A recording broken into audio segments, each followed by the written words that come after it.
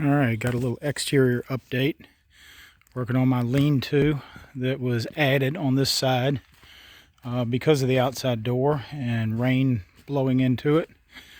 But I'm ready to pour the slab. I did the piers first, and guys were here today, helped me get the post in. I just finished putting the beam up, and we've started on siding. Got the freeze board on and the J channel above that. I gotta cut that off. That'll be later. Just stubbed it out the wall for right now.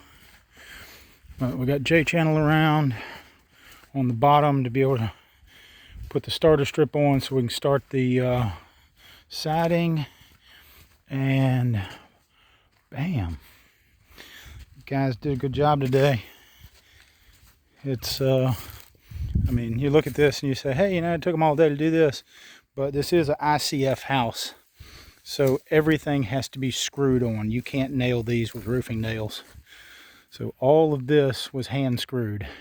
It takes a little longer, but that's expected when you do an ICF house. But I think it looks good. I got the darker gray on the bottom, light gray on top. And that matches my kitchen cabinets. Dark gray on the bottom, light gray up top.